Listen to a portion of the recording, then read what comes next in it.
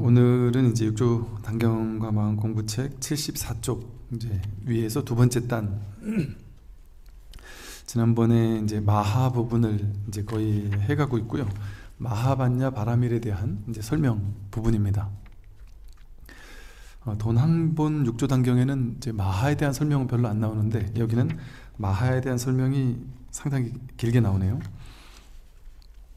그리고 오늘은 이제 반야에 대한 설명이 또 등장을 합니다. 선지식들이여 마음의 크기는 광대하여, 이제 이 부분 이제 상당히 중요해요. 이제 반야를 설명하는 부분인데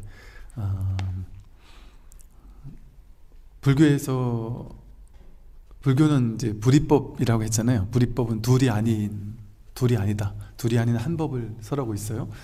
그러니까 그 불교가 엄청 복잡한 것 같고 팔만 대장경이 있고 경전마다 다 뭐 되게 다른 느낌이 들거든요. 그냥 겉으로 봤을 때는 모양을 보면 다 다른 얘기를 하고 있는 것 같아요. 그래서 불교는 왜 그렇게 주장하는 것도 많고 설법하는 바도 많고 가르치는 것도 많고, 불교 언제 다 공부할 거냐, 이거 너무 많아서 이제 이런 생각이 드는데, 전부 다 그냥 전부 다 하나를 설하고 있단 말이에요. 하나, 다른 걸 설명하는 게 아니라 다 같은 거를 얘기하고 있어서 이 같은 하나의 눈을 뜨면 일체 모든 그 다양하게 분별해서 설했던 모든 것들이 다 서로 다른 것이 아니구나, 다 그냥 하나를 얘기하고 있구나라는 사실에 눈 뜬단 말이죠. 앞에 이제 마하를 설명했는데 마하는 뭐 크다 이런 뜻이잖아요. 근데 그 마하가 뭐겠어요? 이 불이법, 이것을 이제 뭐 법이라고도 하고 마음이라고도 하고 반야라고도 하고 지혜라고도 하고 열반 해탈이라고도 하는 우리 자기의 본래 면목이라고도 하고 뭐 본성이라고도 하고 내가 누구냐 했을 때 그 바로 진정한 내가 누구냐 하는 그 나라고도 하고 하는 그것이 어떠냐, 그것이 크다. 근데 상대적인 큰 것이 아니라 하나니까, 전부니까, 둘로 나뉘지 않는 상대가 될 게 없으니까 그걸 크다라고 한들 다른 것과 비교해서 크다고 말할 수 있어요? 오로지 그 하나밖에 없으니까. 그러니까 크다 작다라고 말할 수 없는 큰 거죠. 그러니까 쉽게 말해 절대적으로 큰 거죠. 근데 이거를 뭐 크다라거나 작다라는 말로 사실은 표현할 수 없는 거죠. 이 절대성이기 때문에, 절대성의 어떤 크다. 그러니까 이 마하도 법을 얘기하는 거죠. 마찬가지로 이제 반야도 당연히 법을, 이 한 법, 이 불이법이라는 한 법을 깨닫는 그 지혜, 그것을 이제 반야라고 하죠. 그래서 이제 여기서 반야의 설명이 나오는데, 반야가 바로 마음이고 반야가 바로 법이라 그랬어요. 그래서 선지식들이요, 반야를 설명하는데 이제 마하를 얘기한단 말, 마하를 설명하는데 이 마음을 얘기한단 말이에요. 왜? 마음이 곧 마음을 깨닫는 게 반야니까. 마음의 크기는 광대하여, 마음의 크기, 우리 이 본마음, 본성, 자성, 본래 면목, 뭐 주인공 이렇게 얘기하고 있는 이 반야지혜, 법, 이것은 크기가 광대하여 우주법계 전체에 두루합니다. 그게 이제 마하의 설명이었죠. 마하가 그렇듯이 이 마음의 크기는 광대무변해서 우주법계 전체에 두루하다. 마음은 크기가 마하만큼 커서, 상대할 수 없을 만큼 커서 우주법계 전체에 두루할 만큼 크다 말이죠. 그러면 이제 우리는 뭐 그래 큰갑다 그렇게 설명하는데, 여러분이 이제 진정한 내가 누구냐, 진정한 내가 누구냐, 나는 누구냐, 나의 본성이 뭐냐.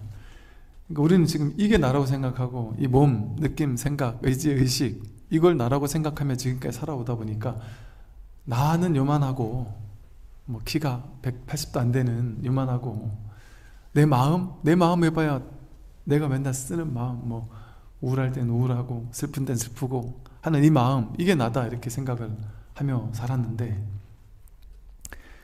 진짜 내가 누구냐, 진정한 나의 본래 면목이 무엇이냐, 나의 본마음, 나의 본성이 뭐냐를 봤더니 나는 이 몸이 내가 아니고 요만큼이 내가 아니고 이 우주 광대무변한 우주 안에서 요만큼이 내가 아니고 이 여기서 마음이 바로 진정한 나란 말이에요. 이 마음, 진정한 자기는 그 크기가 광대하여 우주 법계 전체에 두루합니다. 여러분 크기가 얼마나 합니까? 여러분은 이 몸만한 크기가 아니고 170이고 160이고 150이고 하는 그만한 크기가 아니라 자기는, 진정한 자기는 그 크기가 광대해서 우주법계 전체에 두루합니다. 여러분이 우주법계 전체에 두루 편만해 있단 말이에요. 그러니까 내가 마음을 일으키면 여기서 별도 보고 은하계도 보고 바깥에 있는 모든 것들을 보고 듣고 다 한단 말이에요. 어디서 해요? 여기서 하거든요. 그 모든 것들이 저쪽에 따로 있는 것이 아니라 내가 한 생각도 일으키지 않는다면 그 모든 게 있습니까? 이 우주가 있습니까? 하늘과 별과 이 모든 것들이 있나요? 아무 일이 없습니다. 내가 한 생각 일으키지 않으면 그럼 여기 아무 일도 없어요. 여기 이 몸이 나다라는 것도 내가 한 생각 일으켜서 생각할 때 이 몸이 나야가 돼버리거든요. 내가 태어났다? 내가 한 생각 일으킬 때 그때 태어나는 거예요. 태어남이 따로 있는 게 아니고 내가 아닌데 나는 몇십 년 전에 태어나서 지금까지 살았는데 그 생각을 일으킬 때 그런 일이 벌어지잖아요. 그 나의 역사라는 게 기억 속에서 이렇게 펼쳐지잖아요. 가져와 보세요. 그 지금 가져올 수 있느냐? 그 진짜냐 실제냐? 한 생각 일으킬 때 여기에서 나라는 존재가 만들어지고 이걸 나라고 내가 명명하고 있고 여기서 내가 태어남이 생겨나고 늙고 병들고 죽는 일이 벌어진단 말이에요. 모든 과거와 미래가 나라는 존재도 또 세상이라는 것도 여기서 내가 한 생각 일으킬 때 그게 일어나지 그거 없이 이것이 그냥 있습니까? 그러니까 우리가 죽음을 두려워하지만 죽음을 두려워하는 것도 다 자기 생각이죠. 자기가 이 몸이라고 생각해서 이 몸이 죽으면 내가 죽는다고 생각하니까 이 몸을 나라고 생각하니까 몸이 죽을 때 나도 죽겠지. 그러면 괴롭겠지. 그 생각을 하니까 이 몸이 죽고 나면 어딘가로 가서 또 태어나나? 그런 망상을 일으키니까 내가 늙고 병들고 죽는 게 있고 내가 윤회하는 게 있는 거지. 생각 속에서 있는 거지. 그런 일이 실제 있느냐? 그런 일이 진짜로 있는 것이 아니다. 그 죽음이 그렇게 두렵다고 하지만 한 생각도 일으키지 않으면 여기 나라는 것도 없어요. 어쩌면 우리가 잠에 빠질 때 깊은 잠에 꿈도 없는 깊은 잠에 빠질 때 그때와 죽을 때가 다를까요? 그때 나다라는 생각도 없고 너라는 생각도 없고 아무 생각도 없고 꿈도 없다면 기절해 있다면 그게 죽음과 뭐가 다르겠어요? 그럼 무엇이 또 탄생일까요? 그냥 꿈도 없는 깊은 잠에 빠져 있다가 그때는 아무것도 없죠. 나만 없는 게 아니라 세상도 없고 우주도 없고 아무것도 없어요. 없다가 옆에서 누가 툭툭 쳐가지고 일어나 아침이야 할 때 눈을 딱 뜨면서 그때 세계가 나와 세계가 동시에 착 하고 펼쳐지지 않나요? 그렇게 나도 창조되고 세계도 창조되고 있어요. 내 생각을 바탕으로. 이걸 만법 유식이라고 불러요. 만법은 이 세상 모든 삼라만상 모든 것들은 모든 존재하는 모든 것은 오로지 식이다. 식작용일 뿐이다. 의식이 일어나는 걸 통해서 그냥 만법이 그 자리에서 그렇게 일어날 뿐이지 그런 게 실제하느냐? 실제하지 않는다. 한 생각도 일으키지 않는다면 여기 아무것도 없거든요. 나도 없고 너도 없고 나라는 존재가 없어요. 그러면 나라는 게 없단 말이에요. 그러다가 내가 이 몸이 난데 하는 생각 한 생각 일으키면 이제 여기서 나도 생기고 너도 생기고 우주도 생기고 세상도 생기고 모든 것들이 창조되죠. 그러니까 조물주가 대단한 게 아니에요. 내가 매 순간 조물주 역할을 매 순간 내가 하고 있으니까. 근데 죽으면 다를 것 같다고 느낀단 말이죠. 그러니까 태어나고 늙고 병들고 죽는다라는 것 자체가 자기 생각이에요. 자기 생각, 자기 망상, 허상으로 일으킬 때 그게 진짜라고 믿으면서 그걸 쫓아가니까 문제가 되거든요. 그 쫓아가지 않으면 아무런 문제가 될 게 없습니다.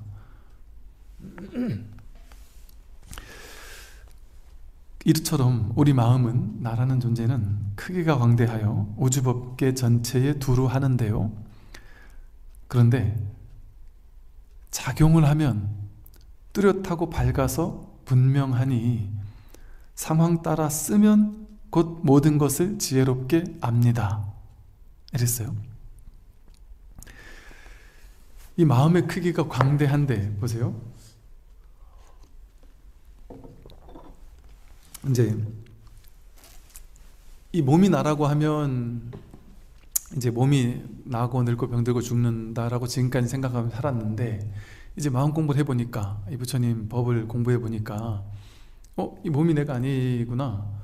오온계공이라고 했죠. 반야심경에서도 이 오온으로 이루어진, 몸과 마음으로 이루어진 색을 몸이죠. 수상, 행식, 느낌, 상, 생각, 의지, 의식, 수상, 행식이라고 해서 몸과 마음으로 이루어진 이 오온이 적집되어 있는, 쌓여 있는 이 오취온, 이걸 우리는 나라고 여기며 살았는데, 부처님 법문을 보니까 처음부터 끝까지 계속 하는 말이 오온은 무하다, 오온 개공이다, 오온이라는 건 실제가 아니다 라고 끊임없이 얘기한단 말이죠. 그럼 오온이 내가 아니면 뭐가 나냐? 이 몸뚱이가 내가 아니라는 얘기거든요. 내 느낌, 생각, 의지, 의식이 내가 아니라는 거거든요.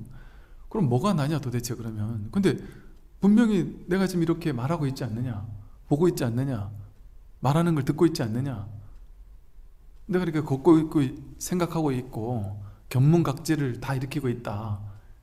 견문각지하면 견, 보고, 문, 듣고, 각, 깨닫고 느끼고, 지, 알고 하는 이 작용이 다 일어나고 있단 말이죠.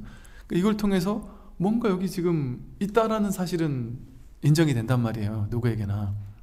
분명히 여기 나라고 할 만한, 이걸 나라고 할지 어떨지 모르겠지만 뭔가가 나라고 할 만한 어떤 존재감이 확인되잖아요. 지금 보는 걸 통해서. 근데 나는 당연히 내가 보지, 내가 듣지, 내가 생각하지, 내가 느끼지 이랬는데, 이 본문에서는 그게 내가 하는 게 아니라고 한단 말이죠. 눈이 보는 게 아니다라고 한단 말이에요. 근데 그러고 보니까 내가 눈을 뜨고 있는데도, 멀쩡히 뜨고 있는데도 못 보는 게 있어요. 내가 딴 생각에 빠져 있으면 눈을 뜨고 있는데도 못 봐요. 그리고 눈을 감아도 이미지가 이렇게 그려지거든요. 꿈속에서도 꿈의 장면이 쫙 펼쳐지잖아요. 그 눈으로, 육안으로 봤나요? 육안으로 본 게 아닌데도 꿈의 장면이 쫙 펼쳐지거든요. 눈 이렇게 뜨고 있는데, 멀쩡히 눈앞을 보고 있는데 딴 이미지가 여기서 이렇게 그려지기도 해요. 눈으로 보는 줄 알았는데 이 눈으로 보는 게 아니구나. 그럼 이 본다라는 이 사실은 분명히 있는데, 이게 나는 내가 보고 내 눈이 보지 이렇게 생각을 했는데, 이게 내가 하는 게, 이 육신으로서의, 육체로서의 내가 하는 게 아닐 수도 있는 가능성이 있네. 그리고 내 귀가 듣는다고 생각했는데, 꿈속에서도 말하고 듣고 다 하잖아요. 근데 그게 이 육신의 귀가 듣나요? 귀가 있는데도 옆에서 분명히 나를 엄마가 몇 번을 불렀는데도 TV에 빠져 있으면 못 듣거든요. 그래서 엄마들이 제가 진짜 나를 무시하나 할 정도로 분명히 또렷하게 불렀는데도 얘는 또렷하게 못 듣는 거예요. 소리가 분명히 여기 귀전을 강력하게 쳤는데도 불구하고. 소리가 있다고 해서 무조건 듣는 게 아니더란 말이죠. 그러니까 이제 이것을 가지고 방편으로, 썩 좋은 방편은 아니지만, 보는 놈, 듣는 놈이 있지 않느냐. 근데 눈이 보는 게 아니다. 눈이 보는 거라면 눈을 딱 감으면 안 보여야 되지 않느냐. 눈 감으면 안 보이나요? 눈 감으면 까만 게 보인단 말이에요. 까만 걸 보고 있단 말이에요. 그러니까 이 본다라는 이 성품은, 그러니까 보는 성품 이렇게 표현하기도 하죠. 본다라는 이 성품은 분명하구나. 근데 이게 눈이 한다고 생각했는데, 또 내가 한다고 생각했는데, 이게 내가 하거나 눈이 하는 게 아닐 수도 있겠구나 하는 가능성이 있단 말이에요.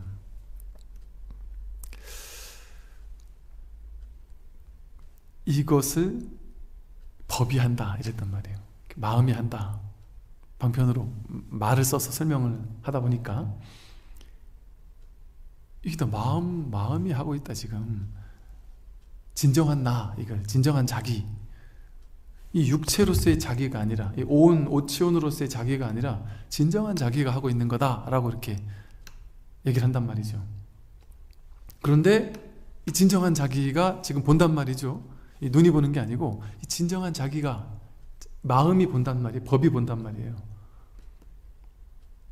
근데 육신으로서는 이 눈이라는 모양이 있어서 이 눈이라는 요것이 보는 줄 알았는데 이 눈이라는 요게 보는 게 아니라 요게 보는 거면 눈을 거풀을 딱 닫으면 안 보여야 되는데 눈꺼풀을 닫아도 검은 걸 보는 뭔가가 있단 말이죠.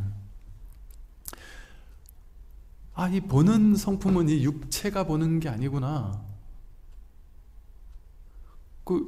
이 육체가 이렇게 보지만 여러분들도 저를 지금 보고 계시죠, 그죠? 거기서도 지금 봄이 일어나고 있네요, 그죠?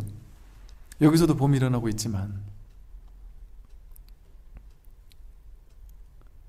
이게 우리는 다른 건 줄 알았단 말이에요.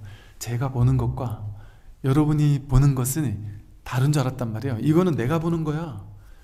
그쪽에서의 봄은 여러분이 보는 거야 라고 우리는 지금까지 생각하고 살았단 말이에요.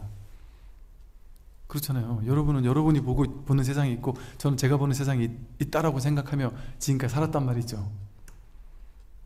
그런데 이 보는 성품, 이 자성, 본성, 본래 면목, 마음, 이것은 여기 나오는 것처럼 이 마음은 크기가 광대하여 우주 법계 전체에 두루하다는 거예요.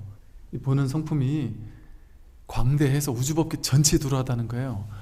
여러분 지금 그쪽에 이 마음이 있고 여기에도 이 마음이 있단 말이에요. 동일한 한 마음이.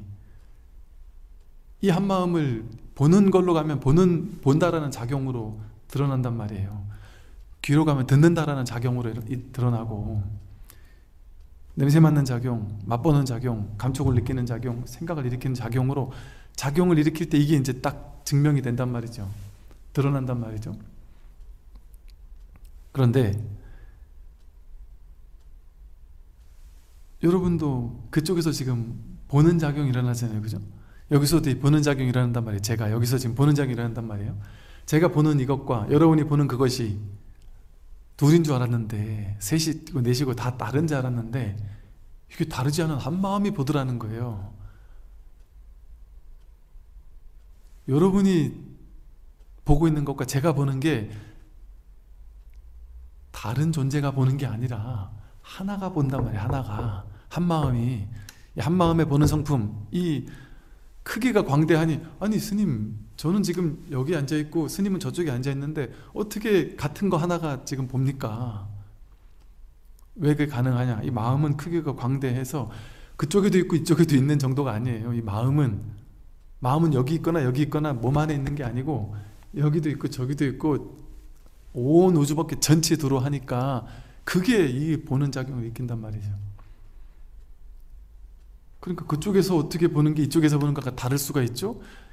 이 정도만 다른 게 아니라 우주법계 전체에 편만하게 있으니까. 달나라뿐 아니라 안드로메다에 어떤 외계인이 있다면 그 외계인이 누군가를 보고 있을 거 아니에요.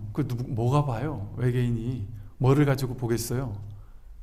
그 외계인이 이 한 마음 가지고, 이 한 법 가지고 쥐네들끼리 보고 있단 말이에요.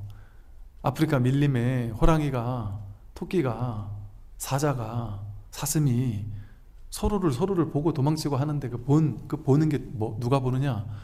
이 마음 하나가, 이 크기가 광대해서 우주법계 전체에 들어가거든요.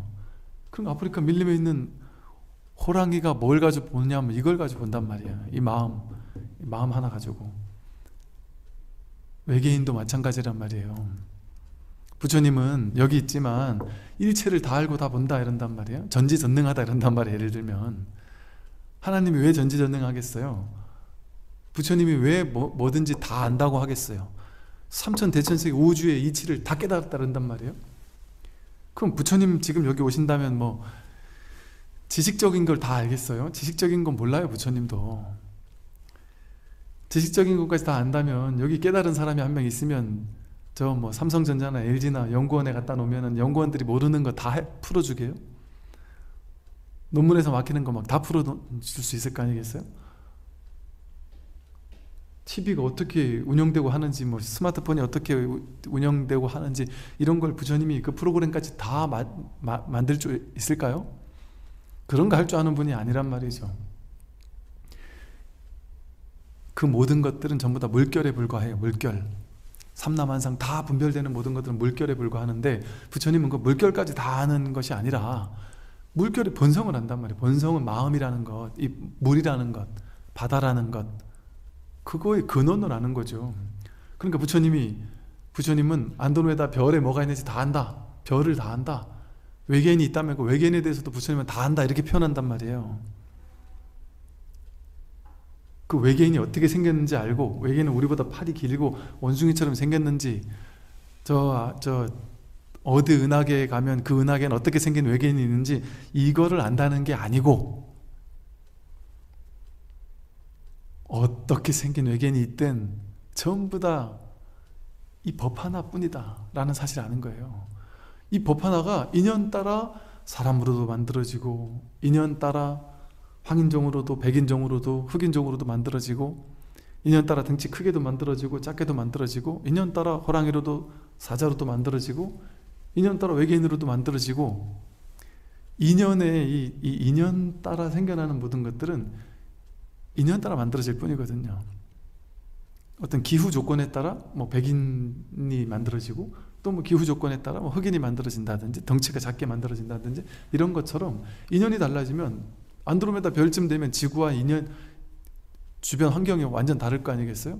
그럼 지구에서 태어난 사람과는 전혀 다른 존재가 태어날 수 있겠죠, 당연히.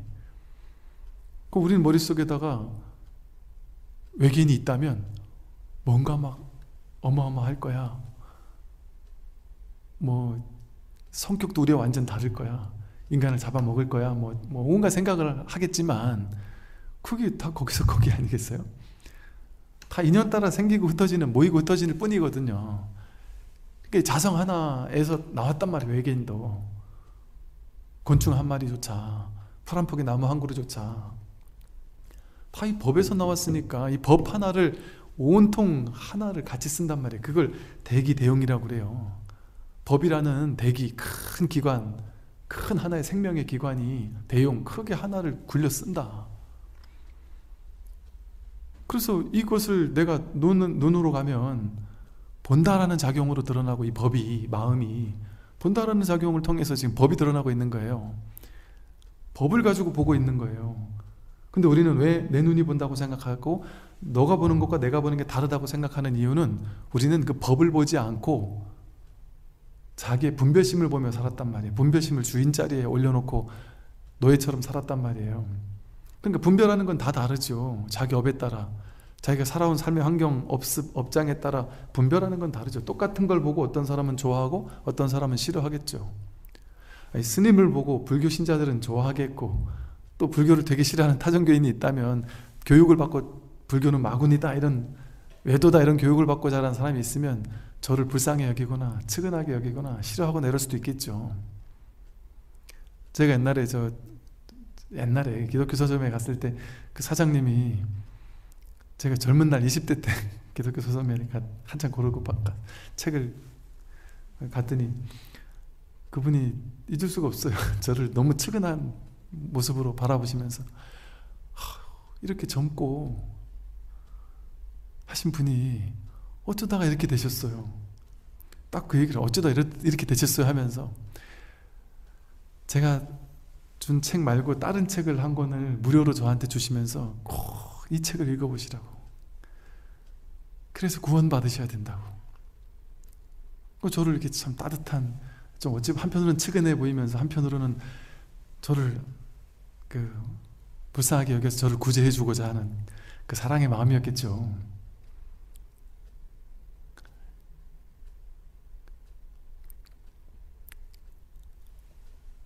기독교 신자나 천주교 신자나 하나님이나 모두가 전부 다 이 한 법이란 말이에요. 한 법. 이거를 뭐 신이라고 하든 신성이라고 하든 영성이라고 하든, 신성이라고 하면 어때요? 이름 붙이는 거는 뭐라고 하든 뭔 상관이 있습니까? 신성이라고 하면 오로지 하나의 신성뿐이란 말이에요. 오로지 하나의 하나님뿐이란 말이에요. 그러니까 그걸 다르게 표현하면 하나님이 모든 걸 창조하셨다 이런 말도 가능해요. 그 하나님을 물질적인 어떤 모양이 있고 성격이 있고 개성이 있는 그런 하나님이 아니라 기독교 천주교에서도 신관이라는 게 있어요. 하나님을 어떻게 해석할 것이냐에 따라 어떤 교단에서 보는 신관이 다 달라요. 목사님, 신부님들이 보는 신관이 달라요. 그런데 어떤 성직자분들은 신관이 하나님이라는 존재를 인격적인 신으로 보지 않고 막 질투가 많고 막 이런 인격적인 신으로 봐서 우리 선민 사상이라서 하나님의 이 민족들만을 사랑하는 이런 신으로 보지 않고 보편적인 이 법신의 관점에서 하나님을 보고 하나님의 신이라는 건 이런 거야 라는 신관을 갖추고 있는 그런 타종교 성직자분들도 계시더라고요. 그런 분들은 그 법신의 관점에서 이 오로지 불이법이라는 이 하나의 진실의 관점에서, 그러니까 하나의 님 둘이 아니라는 거죠. 이 불이법인 관점에서 성경을 해석하고 이 불이법의 관점에서 불경을 해석해요. 그러니까 그런 관점에서 볼 수 있다면 다르지가 않아요. 다종교나 불교나.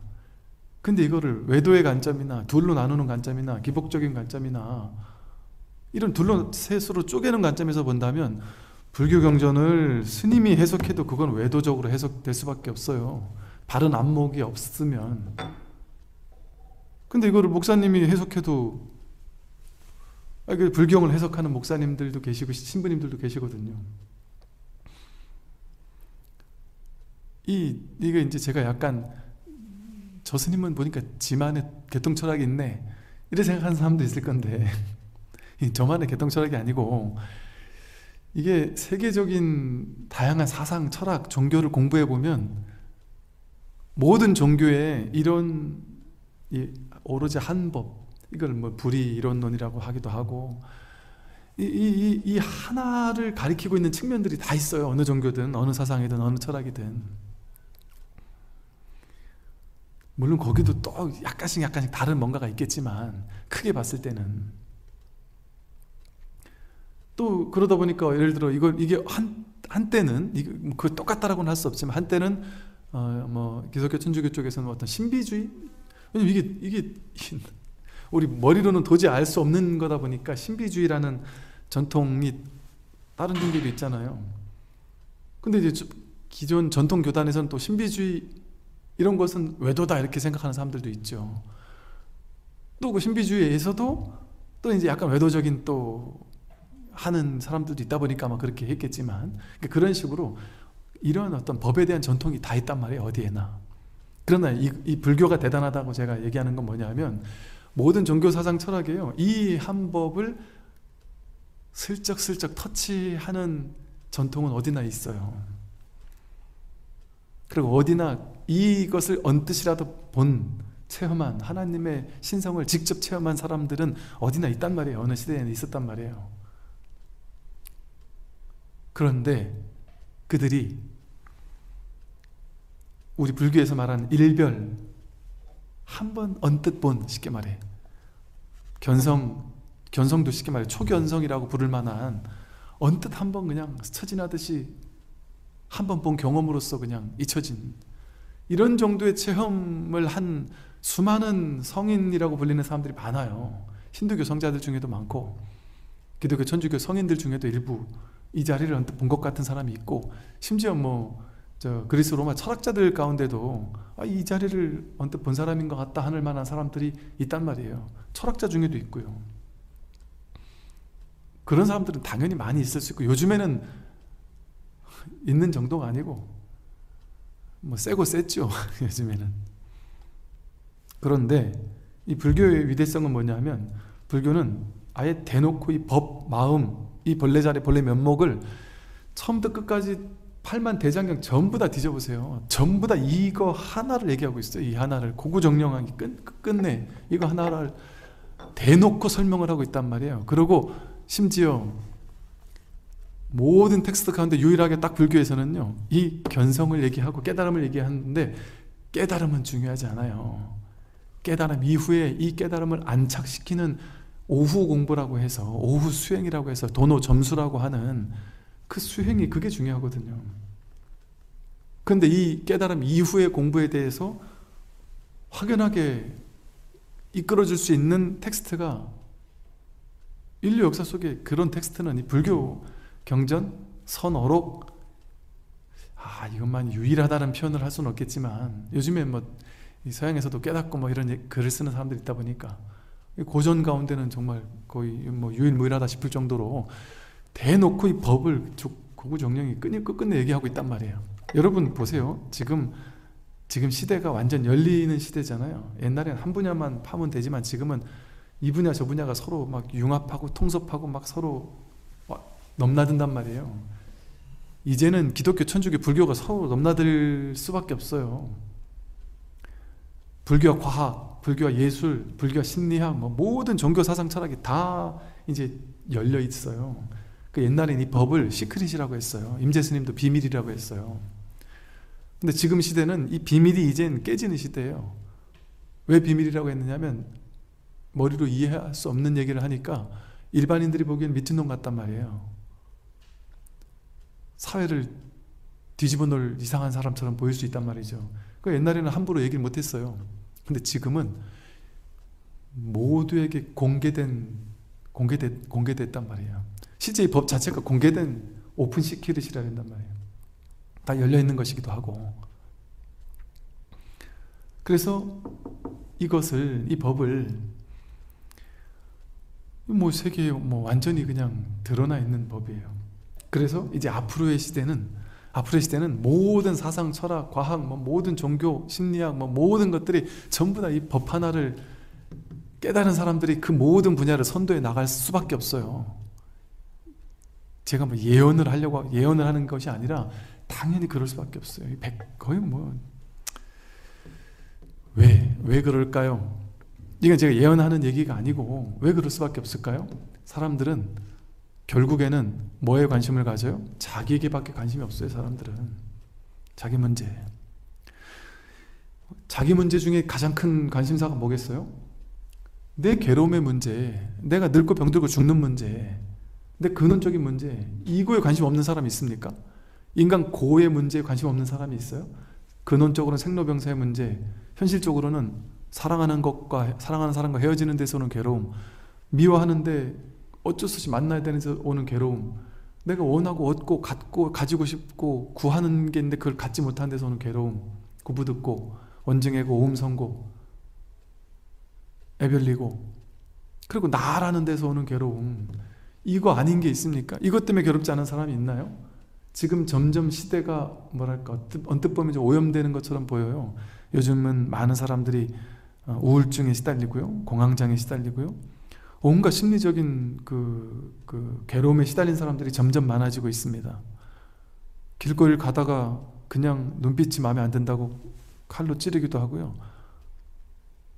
막 사람을 때리기도 하고, 층간소음 때문에 칼 들고 쫓아 올라가서 찌르기도 하고, 이거 상상할 수 없는 시대란 말이에요. 지금 무엇이든 인연 따라 일어나거든요. 모든 것은 인연 따라 일어난다는 건 뭐냐면, 괴로움에서 한번 크게 벗어나려면요, 괴로움을 체험해야지만 괴로움에서 벗어날 수 있어요. 사람도 그렇잖아요. 괴로움에서 벗어나는 사람, 어떤 사람이 벗어나느냐, 이 괴로움에 몸서리 쳐본 사람만이 괴로움에서 벗어나지거든요. 이 시대가 깨어나기 위해서는, 이 시대가 개별적인, 옛날에는 특출난 한두 사람의 어떤 영적인 거인들이 나타나서 그들 중심의 어떤 종교나 이런 것들을 했다면, 이제는 그런 시대가 아니에요. 모두가 다 같이 깨어나는 시대란 말이에요.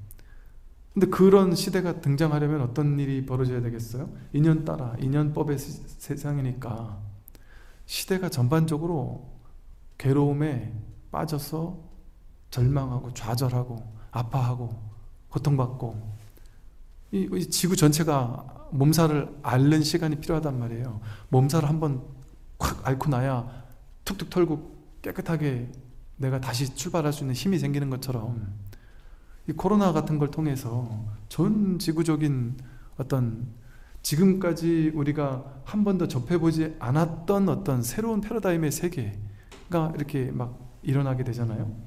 생각지 못했던, 상상하지 못했던 병도 막 갑자기 출몰하고요.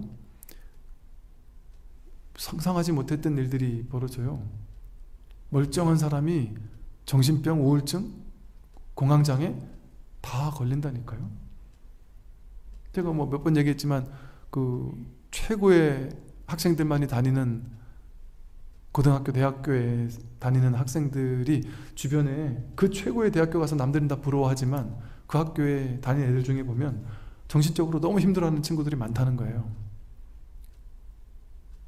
그래서 야, 저렇게 될 것 같으면 차라리 저런 대학을 안 가는 게 안 낫나 싶을 정도의 너무 스트레스 받는 사람들, 사회를 이끌고 있는, 사회를 이끌어가고 있는 위치에 있는 분들, 그런 분들 중에 정신적으로 아주 부족하신 분들도 많이 있을 수 있어요. 집에 가면 완전히 부부가 정말 부부지간이 너무나도 수준 이하인, 쉽게 말해 아내를 어떻게 사랑해야 되는 줄을 모르고 자식을 어떻게 사랑해야 되는 줄을 전혀 모르는 정신적인 미성숙, 이런 사람들 많습니다. 그런 사람들이 시대를 끌고 가는 경우가 많아요. 나라를 짊어지고 가고. 당연히 그럴 수 있어요. 근데 그걸 무조건 나쁘다라고만 볼 수가 없는 것이, 이렇게 막 코로나니 뭐 온갖 어떤 일들이 더 일어날지 몰라요. 근데 이것을 무조건 나쁘게만 볼 필요가 없단 말이죠. 인연따라 일어나는 것들이라, 인연따라 이 한 번 큰 전환이, 그런 코로나 같은 어떤 큰 괴로운 어떤 사건이 일어남과 동시에 지금 세계적으로 또 어떤 일이 일어나고 있어요.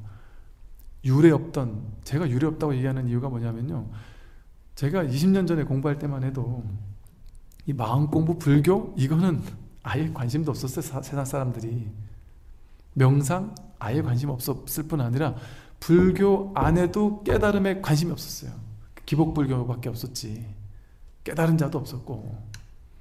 근데 10년 전후, 10년, 15년 그 사이에 놀랍게 깨달은 도인들이 나타나기 시작하고, 놀랍게 명상, 웰빙 뭐 이런 걸 통해서 세계적으로 지금 엄청나게 막 명상의 붐이라니까요. 이게 불교 안에만 있는 게 아니에요. 지금 세계 100대 기업 안에 드는 데 중에 명상, 마음 챙김을 통해서 그들의 어떤 마음 챙김, 뭐 창의력, 개발, 이런 것들을 이렇게 하지 않는 데가 없다 그래요. 그렇게 정신문화가 지금 놀랍게 빠른 속도로 바뀌고 있단 말이에요. 그런가 동시에 왜 고가 있을 때 고에서의 소멸이 있거든요. 그러니까 지금의 시대는 이 고진멸도에서 고와 멸이 함께 일어나는 시대예요. 그러니까 이 시대적인 괴로움도 일어나지만 시대적인 깨어남이 함께 일어나고 있단 말이죠.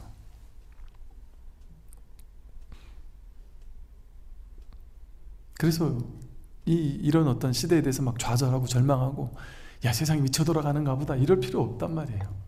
내가 할 일만 하면 된다. 내가 깨어나면 된다. 내가 깨어나는 게 이 우주 전체를 깨어나게 만드는 일이에요. 내가 깨어나서 이 법 하나를 깨닫게 된다면 그게 내가 깨닫는 거겠어요? 우주 전체가 깨어나는 거예요.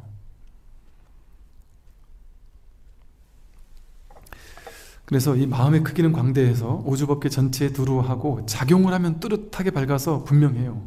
작용을 하면 눈으로 가면 보는 것으로 작용이 일어나고, 귀로 가면 듣는 것으로 작용이 일어나고,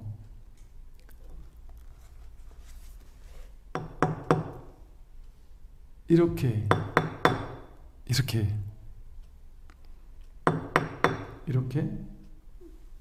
법이, 마음이, 진정한 자신이 여기서 확인된단 말이에요. 여기서. 이게 진정한, 이거 못 듣는 사람 있습니까? 이게?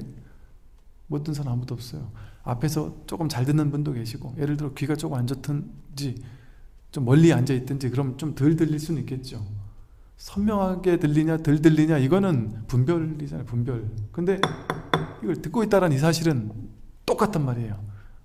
이 소식을 듣기 싫다 하는 사람도 있고 듣기 좋다 하는 사람도 있지만 이 들음 이 첫 번째 자리에서 듣는 이것은 모든 사람이 똑같잖아요. 하나를 써서 지금 듣고 있기 때문에 하나를 한 마음이 듣고 있으니까요.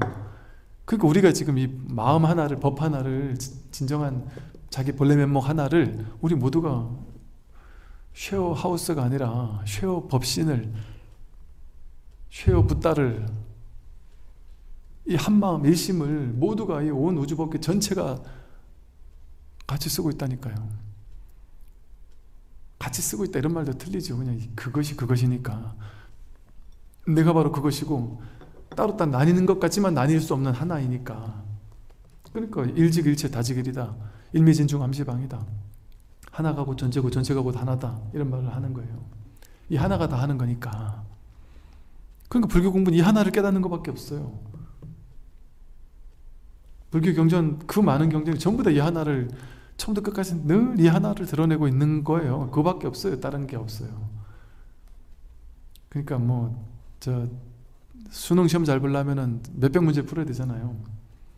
온갖 과목을 다 공부해야 되잖아요. 판사 뭐 변호사가 될라래도, 의사가 될라래도 공부할 과목이 얼마나 많아요. 풀어야 될 문제가 얼마나 많아요. 근데 이 공부는 우리의 그 모든 잡다한 무수히 많은 수백 수천 가지 수억만 가지의 괴로움을 해결하는데 이 한 문제만 풀면 되니까 얼마나 이것처럼 좋은 공부가 어디 있습니까?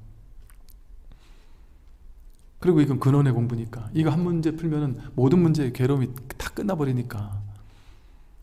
그러니까 사실은 뭐랄까 요즘에 또 이런 문제가 있어요. 그 고령화가 자꾸 진행되다 보니까 이제 제가 20대 때, 그러니까 우리 이제 TV를 보면요, 그 유재석, 뭐 강호동, 뭐 이런 친구들이 보면 뭐 유재석, 강호동, 뭐 요즘에 잘 나가는 연예인들 보면 다 그 나이 또래들이 많잖아요. 근데 그게 신기하지 않아요? 우리 20년 전에도 그 친구들이, 그분들이 최고 인기 있는 MC였단 말이에요. 20년 전에도. 근데 지금도 그 사람들이 인기 있는 MC예요. 그거 왜 그런가 했더니 20년 전에 우리나라 전체 평균 연령이 28세였대요. 근데 지금 우리나라 전체 평균 연령이, 중간 연령이 43세인가 뭐 40몇 세인가 그렇대요. 그러니까 그때는 28세가 청년이었는데 지금은 40대 한 초반이 돼야 청년인 거예요, 쉽게 말하면. 그러니까 그 사람들이 그때도 중간이었고 지금도 중간밖에 안 되는 거예요, 나이대가.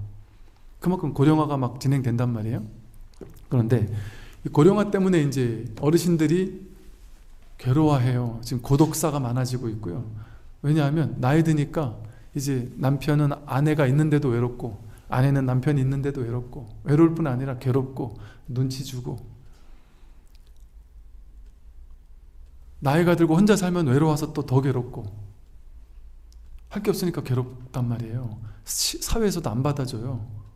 그러니까 이제 자괴감이 느끼고, 어디서도 내가 어디 낄 데가 없다는 느낌이 드니까 더 소외감을 느끼고, 그래서 이 고령화로 인한 어떤 어르신들의 그 괴로움의 문제가 상당히 커지고 있단 말이죠. 할 수 있는 게 없어요. 근데 어르신쯤 되니까 이제 돈은 어느 정도 벌어놔서 집에 이제 그래도 집은 있고 밥 벌어 먹을 건 있어요. 근데 그걸로 살 수 없잖아요, 사람이. 그런데 뭐 할 수 있는 게 없으니까 뭔가 살아있는 게 없단 말이에요. 살아있다는 느낌을 못 받는단 말이에요. 그러니까 이제 심리적인 우울감과 괴로움과 고독감, 이런 게 이제 이 노후에 엄청난 이제 사회적인 문제로 대두된단 말이죠. 여기에 놀라운 방법이 있더라고요. 여러분도 눈치채시겠지만 이 공부를 하는 게 진짜 좋은 게, 노후가 되었을 때 이제 막 돈 벌려고 막 기를 쓸 필요도 없고, 이 공부는요, 이제 해보면 사람은 알지만 이 공부는 막 친구들과 어울려 놀고 막 술 마시고 이 공부를 빠져 있다 보면 그게 별 재미가 없어져요. 혼자서 공부하는 시간이 제일 즐거워져요. 근데 연세가 드시고 노후가 되면 저절로 그런 시간이 확보가 되잖아요. 혼자 있을 수 있는 시간. 그 귀에 이어폰 꽂고 산에 다니면서 등산도 하면서 몸에 운동도 하면서 법문 들으면서 그렇게 해서 지금 70대 80대 어르신들이 깨어나고 있다니까요. 저 옛날에 80 넘으신 어르신은 이게 잘 들리지도 않고 정신도 흐릿하지 않을까 옛날에 막연하게 그렇게 생각했거든요. 전혀 안 그래요. 지금은 80대 한 중반 된 어르신이 찾아오셔가지고, 야, 스님 진짜 제가 법문을 6개월 듣다 보니까 처음에는 도대체 이게 무슨 얘기를 하시는지, 내가 지금까지 들어온 기복적인 불교랑은 전혀 다르니까, 나는 기복적인 불교를 통해서 자식 다 키우고 자식 다 성공시켰다고 생각했는데, 처음엔 그런 건 없다고 하니까, 그건 불교가 아니라고 하니까 이 스님한테 반발이 있었습니다. 근데 나도 모르게 자꾸 끌려서 자꾸 법문을 듣다 보니까 처음엔 뭔 얘기인지 모르겠고 뭔 소리 하는지 모르겠다가 나중에 듣다 보니까 조금씩 이해가 되니까, 야, 여기 길 있네. 내 인생에 진짜 행복한 길이 여기에 있겠네. 내 노후가 이제는 내가 행복하겠네. 내가 깨닫든 못 깨닫든 내가 노후가 이제 내가 노후에 발뻗을 자리를 찾았다, 이런 생각이 들더라는 거예요. 못 깨달았으면 내가 이 공부하면 되니까 이제 나는 심심할 새가 없단 말이죠. 심심할 새가 없어요. 왜? 이게 발심이 딱 되고 나면 누가 시켜서 공부하는 게 아니라 저절로 공부가 돼요. 저절로 발심이 되어가지고 그냥 하루에 막 5시간, 7시간, 8시간 막 이렇게 법문을 듣는다 그래요. 그만큼 이건 억지로 하는 게 아니에요. 저절로 그렇게 된단 말이죠. 그러니까 이게 깨어있지 않을 수가 없어요. 사람이 화두가 들려있단 말이죠. 그러니 내가 깨닫지 못하더라도 이렇게 내가 마음 공부, 이 세상에서 인생에서 내가 가장 중차대한 일생일 때 가장 중요한 일대사인연인 이 법을 공부한다라는 게, 이 법을 공부하면서 이 화두가 들리는 사람이 뭐 노망이 걸리겠어요? 치매가 오겠어요? 삶에 외로움이 있겠어요? 외로울 수가 없습니다. 이 공부를 하면 고독할 수가 없어요. 남들이 나한테 관심 안 가져주고 자식들이 안 찾아오는 게 더 고마워요. 야, 나 좀 제발 좀 가만둬라. 자꾸 찾아와서 자꾸 밥 먹자 뭐 하자 하면은, 야, 내 공부해야 된다, 나 좀 냅둬라 싶단 말이죠. 오히려. 그러니까 그 연세 드셔가지고 여전히 40된 자식 안 찾아오나, 자식이 나한테 왜 이렇게 속을 하나 하주고 가슴 아플 것도 없어요. 이 마음 공부를 하면은 못 깨달아도 이제 내가 공부할 안심이 돼요. 제가 처음에 그랬어요. 이 공부를 만나고 나서 이게 깨닫지 못해도, 야, 내가 이제는 이 공부에 의지해서 내가 평생을 공부하면 되겠구나, 이러니까 안심이 돼요. 왜냐하면 저도 한 20년을 찾아왔으니까, 이 바른 법을 찾아왔으니까. 근데 거기서 내가, 야, 여기는 이제 발 뻗고 내가 여기서 공부하면 되겠구나라는, 이 공부를 하면 되겠구나라는 확신이 어디서도 없었단 말이에요. 그럴 때는 항상 불안했어요. 답이 안 나오니까. 근데 야, 이 공부에서 내가 끝장을 봐야 되겠구나라는 확신이 생기니까 이제 내가 안심이 되더라고요. 이제 더 이상 찾을 필요가 없겠구나. 그렇게 공부할 수 있단 말이지. 깨닫지 못해도 심지어. 근데 그러다 보면 못 깨달을 수가 없습니다. 이 공부는 자기가 이미 가지고 있는 걸 확인하는 거기 때문에 못 깨달을 수가 없어요. 어렵지 않아요. 그런데 오랜 습관, 이거 교정하는데 조금 시간이 걸리다 보니까 좀 몇 달이 걸리거나 뭐 이럴 수는 있겠지만, 법문을 듣다 보면 이제 사람들이 그래요. 처음에 나중에 듣다 보니까 이제 이해는 됩니다. 근데 내가 체득이 안 됩니다. 이런단 말이에요. 그러면서도 그냥 끝까지 듣는단 말이에요. 그러다 보면 이제 문득 한 번에 전환이 오는 시기가 있어요. 아하 하는 시기가 있단 말이에요. 아, 이걸 얘기하는 거였어? 하고 탁 이제 전환되는 시기가 온단 말이에요. 그러고 나도 여전히 이게 진짜 깨달은 게 맞나 아닌가 왔다 갔다 하기도 해요. 그러니까 계속해서 그걸 동력으로 계속해서 공부하게 된단 말이에요. 이게 다행인 게 한 1년, 2년에 끝나는 공부가 아니에요.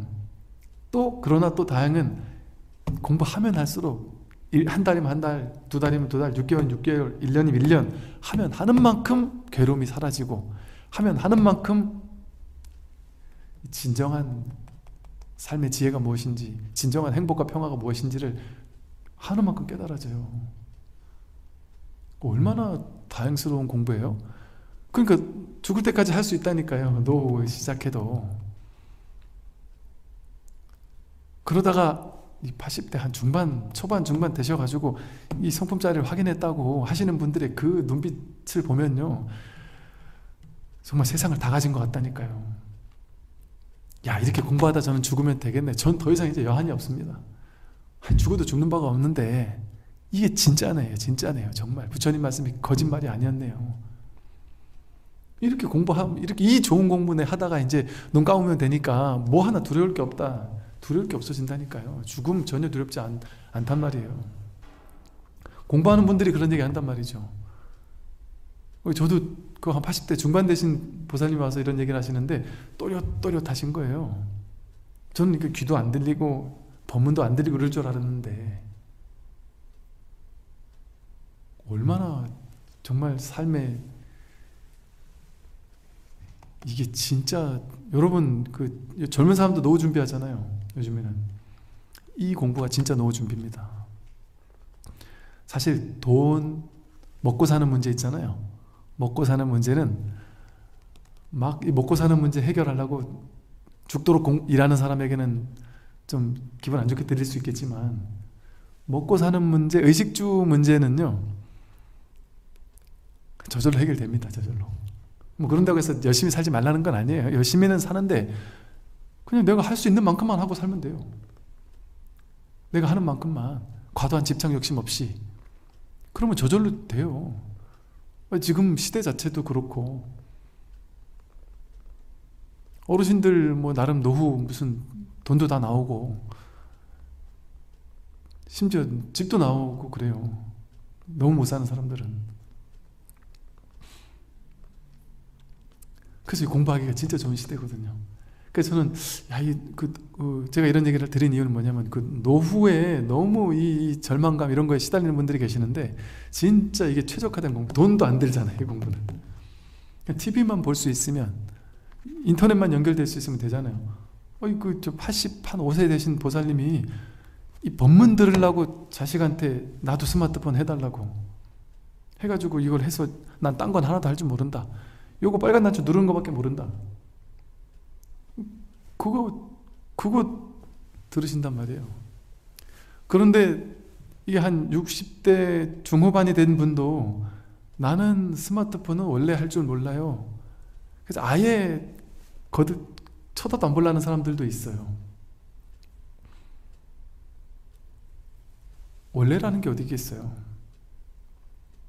80대 후반 보살님도 그걸 하시더라니까요. 그러니까 이게 돈도 안 되는 거예요. 이거는 돈도 안 되는 공부고,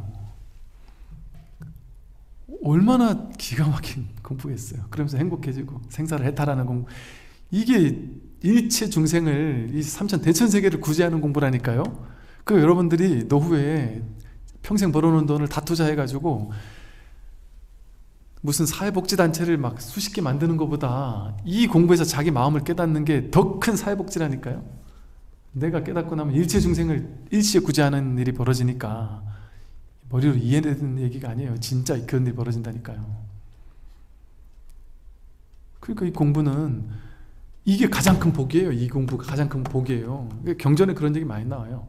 삼천 대천세계를 가지고 아무리 많은 복을 진들 이 마음 깨닫는 복덕만 못하다, 이런 얘기는 너무 많이 나오잖아요. 금강경을 비롯해서 너무 엄청나게 나오잖아요.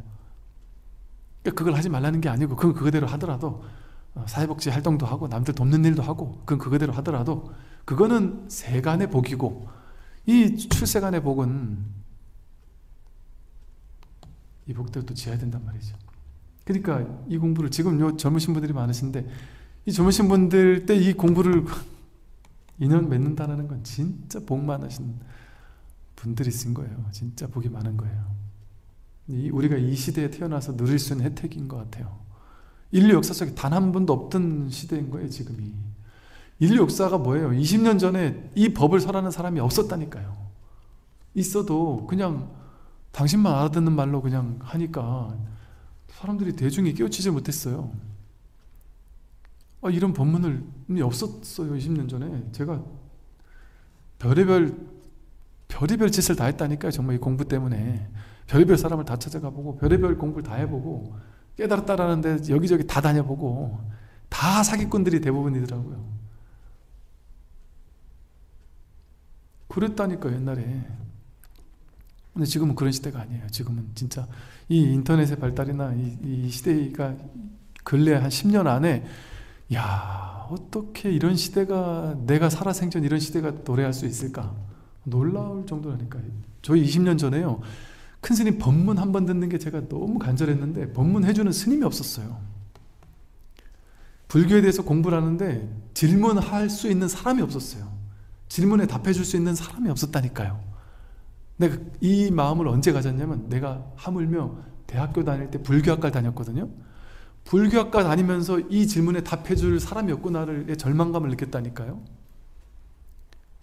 불교학과 교수님들이 있었잖아요. 그런데 제가 원하는 답을 못 들을 수가 없었어요. 제 오만함인지 모르겠지만 제가 궁금한 건 그건 교학이 아니었거든요. 답을 해줄 수가 없더라니까요. 그러니까 지금의 시대는 진짜 놀라운 거예요. 정말 이 인터넷 유튜브 같은 데를 보면 정말 낮은 단계 수준에서의 영성 채널에서부터 시작해서 모든 단계 수준의 법이 그냥 쫙 이제 쇼핑하듯이 백화점처럼 깔려 있단 말이에요. 이제는 자기 안목만이 중요한 시대가 된 거예요. 이제 자기 안목만 있으면 그 중에 어느 게 쭉정이고 어느 게 진짜인지 이것만 알아볼 수 있는 안목만 있으면 돼요. 그러니까 참 이런 시대에 우리가 태어난 것만으로도 참 진짜 참 정말 상상할 수 없는 놀라운 그런 그 시대인 것 같아요. 또 쓸데없는 얘기 많이 했네요. 이 두 줄이 되게 중요한 가르침이에요. 마음의 크기는 광대하여, 자기의 크기는 광대하여 우주법계 전체에 두루해요.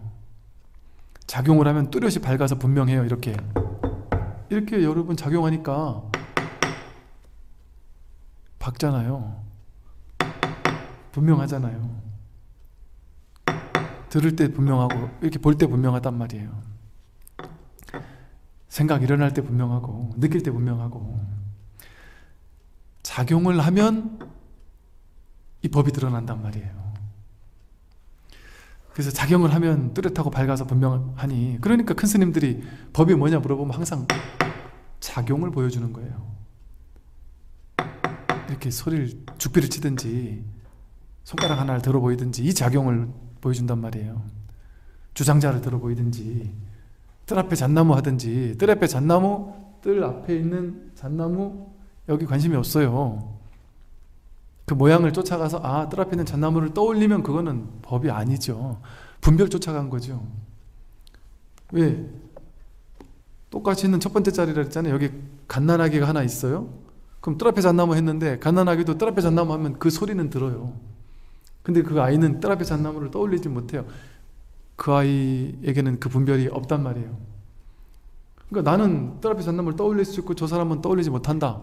그럼 그건 분별인 거예요. 그러니까 분별은 하면 안 되는 거죠. 그러니까 스승이 뜰 앞에 잣나무 할 때 분별을 쫓아가면 되겠어요? 뜰 앞에 있는 잣나무를 떠올리면 그게 그 스승이 말하고자 하는 바른 법이겠어요? 뜰 앞에 잣나무 그 모양이 아닌 게 같이 있단 말이에요. 법이 같이 드러나고 있단 말이죠. 그러니 뜰 앞에 잣나무라고 하든 마삼근이라고 하든 무슨 말을 하든, 그러니까 선문답에서 보면 동문서답도 하고 뭐 별 이상한 말들을 한단 말이에요. 말도 안 되는 말을 하고. 그게 이 법 하나를 드러내는 것과 다르지 않다. 이 작용을 드러내는 게, 작용을 말을 통해 말 아닌 말의 내용을 쫓아가지 않는 말이라는 작용을 드러내 보여주는 거예요. 그러니까 무슨 말이 나오든 상관없죠. 국어사전 첫 번째 글자를 읽으나 저 끝에 글자를 읽으나 어떤 글자를 읽으나 똑같은 법을 드러낸단 말이에요. 이 작용을 드러내는 거지. 작용을 통해 드러나는 이 뚜렷하고 밝은 성품을 보이는 거지, 그 말 뜻에는 관심이 없단 말이에요. 말뜻 쫓아가면 두 번째 자리 떨어졌다 이렇게 표현을 하는 거죠. 그러니 상황 따라 쓰면 곧 모든 것을 지혜롭게 압니다 이랬어요. 상황 따라, 인연 따라 이 법을 쓰잖아요. 소리가 나오면 소리를 듣는 걸로 법을 쓰고, 보이면 보는 걸로 법을 쓰고, 상황 따라서 이 법을 쓴단 말이에요. 늘. 그러면 곧 모든 것을 지혜롭게 압니다. 보면 봐서 알잖아요. 봐서 본다라는 사실을 자기가 딱 안단 말이에요. 들으면 듣는다라는 것을 알고, 이 알미라는 말이 이 방편으로 설명을 하면 두 가지의 뜻이 있다고 볼 수 있어요. 즉 알미라는 것은 분별하는 알미 있고요, 분별 이전에 첫 번째 자리에 알미 있단 말이에요. 쉽게 말하면 이 분별하는 알을 식이라고 불렀고요, 분별하지 않는 분별 이전의 알을 지혜라고 부른단 말이에요. 아니야, 지혜. 그래서 유식불교에서는 전식득지라고 해서 이 식을, 이 알을 깨닫는 건 알을 깨닫는 건데, 이 분별하는 알을 돌려서 지혜를 깨달아야 된다, 이 말을 하는 거예요. 그러니까 알은 알미인데 분별하지 않는 알미란 말이죠, 쉽게 말하면. 그러니까 이 소리가 들리면 이게 무슨 소리구나 라고 알 수 있죠, 그죠? 근데 그건 분별해서 아는 거죠. 이거 그냥 알 수 있어요. 그럼 스님이 손가락을 휘젓고 있는구나, 이렇게 하면 분별해서 아는 거란 말이에요. 근데 분별하지 않고 여기서 스님이 손가락을 휘젓고 있구나, 저 밖에 있는 스님이 나는 그걸 보고 있구나, 그건 다 분별이란 말이에요. 그 분별을 쫓아가지 않을 때 여기에 그 암만 있는 게 아니고, 그 분별하는 알만 있는 게 아니고, 그냥 먼저 아는 게, 이게 아는 게 먼저 있잖아요. 그런 다음에 분별하는 거지. 이걸 먼저 굳이 말로 표현해 본다면 내가 저것을 본다 이러면은 내가 있고 저것이 있고 보는 일이 있고 세 개로 쪼개지잖아요. 근데 그냥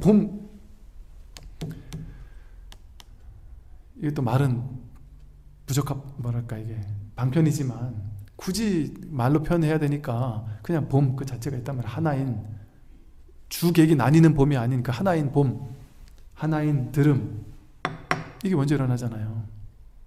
이게 먼저 확인되고 그 다음에 이걸 따라서 분별하는 거거든요. 그리고 첫 번째 자리에 분별하지 않는 그 첫 번째 자리에 순수한 알미 늘 작용하고 있단 말이에요. 상황 따라 쓰면 곧 모든 것을 지혜롭게 알아요. 보는 것을, 이 법을 통해 보는 것을 써서 지혜롭게 알죠. 본다는 사실 알잖아요.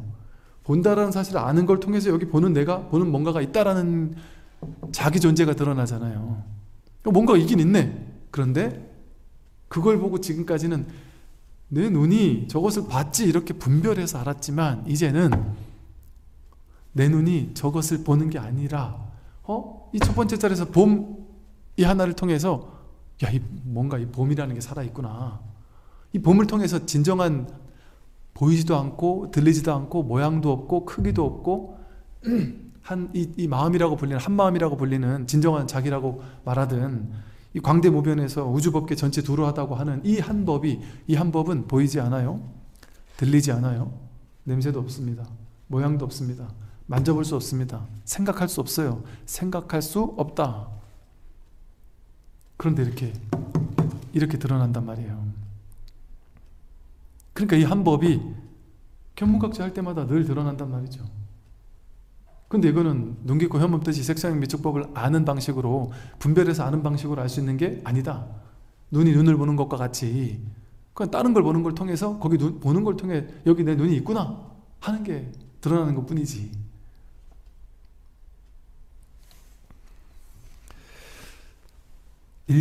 그래서 그 다음에 보면 일체가 곧 하나요, 하나가 곧 일체이니 오고감에 자유롭고 마음의 번바탕에 막힘이 없다면 이것이 곧 반야입니다. 이랬어요. 일체가 곧 하나고 하나가 곧 일체란 말이죠. 이 마음자리는, 여러분이라는 진정한 여러분의 본래 면목은 일체 모든 것이에요. 일체 모든 것 속에 두루 편만에 있다라는 표현을 쓸 수도 있고, 그 일체의 모든 것이 바로 나의 진짜 본래 면목, 이 하나의 마음이란 말이죠. 삼천 대천 세계가 곧 이 하나의 마음이다. 그러니까 하나가 곧 일체고 일체가 곧 하나예요. 이 마음은 하나거든요. 그런 요거감에 자유롭죠. 이 몸이 난 줄 알면 내가 왔다가 내가 갔다가 지구별 속에 왔다 갔다 하잖아요. 근데 이 전체가 나니까, 전체가 내 속에 지금 내가 왔다 갔다 해봐야 오는 거고 가는 거예요. 그냥 늘 그 자리지. 늘 법의 자리에 속에 움직임이 없단 말이에요. 움직여도 움직이는 바가 없어요. 여러분 누워서 잠을 잔단 말이에요. 그럼 꿈속에서 미국도 가고 다른 나라도 가고 다른 사람 집에도 가고 이 사람도 만나고 저 사람도 만나고 할 거 다 한단 말이에요. 그런데 사실 실제 그게 가는 거예요? 꿈 깬 자 입장에서 딱 보면 어디 갔습니까 여러분이? 전혀 한 발짝도 간 바가 없단 말이에요. 근데 꿈속에서는, 꿈속에 있을 때는 여기 갔다 저기 갔다 하고 분별될 뿐이란 말이죠. 여기가 있고 저기가 있다라고 분별되니까 사실은 꿈 전체가 하나지. 거기 여기가 있고 저기가 있어요. 꿈이 펼쳐진 그 바탕, 그 한 자리지. 여기가 있고 저기가 있습니까 꿈속에? 오는 게 있고 가는 게 있습니까? 오는 것도 없고 가는 것도 없어요. 여러분들 늘 이 자리에 있어. 이 자리에, 이 하나의 자리에, 이 법의 자리에. 법의 자리를 죽었다 깨어나도 벗어날 수가 없습니다. 내가 깨달을 수 있을까요? 그 질문을 바꿔서 내가 단 한 번이라도 못 깨닫는 게 가능할까요? 깨달음 없는 곳으로 도망쳐 보세요. 부처 없는 곳으로 도망쳐 보세요. 도망치는 그게 지금 부처를 계속 드러내고 있으니까 이 도망치는 이게 부처잖아요. 어떻게 부처를 벗어날 수가 있어요? 단 한순간도 부처 아님이 없다. 오고 갈 수가 없어요. 이 법신은. 법신이 진짜 나의 본래 면목인데 어떻게 내가 오고 올 수 있고 갈 수 있어요? 어떻게 여러분이 크고 작아질 수 있어요? 어떻게 여러분이 부자고 가난해질 수 있어요? 어떻게 진정한 여러분이 잘나고 못날 수가 있습니까? 어떻게 여러분이 남자거나 여자일 수가 있어요? 어떻게 여러분이 나이가 많거나 나이가 적을 수가 있습니까? 마음은 같아요. 그러니 여러분이 이 거울을 보면서 깜짝 놀래거나 나도 이렇게 늙었구나 하시거나 나도 10대 때 같은데 나도 학창시절 그때가 엊그제 같고 난 지금 마음은 나는 학창시절인데 싶잖아요. 아닌 그런가? 저는 그래요. 저는 제가 나이 든지 마음은 모르겠어요. 저는 나 20대 같아. 10대 같아요 그냥. 10대 때 친구들하고 막 다니면서 놀던 때가 엊그제 같고 마음은 그냥 지금도 똑같이 그래요. 다 그렇잖아요. 그죠? 이게 사실은 70, 80 넘어도 똑같지 않을까요? 당연히 그래요. 왜 그럴까요? 이 마음을 쓰고 있어서 그래요. 진짜 마음은 늙는 게 아니거든요. 늙을 수가 없거든요. 이 마음을 쓰고 있으니까 마음을 써서 생각도 일으키고 하니까 이 마음으로 보면 여러분이 나이가 아무리 드셨어도 박보검을 딱 보면 잘생겼네 하고 입가에 미소가 띄어진단 말이에요.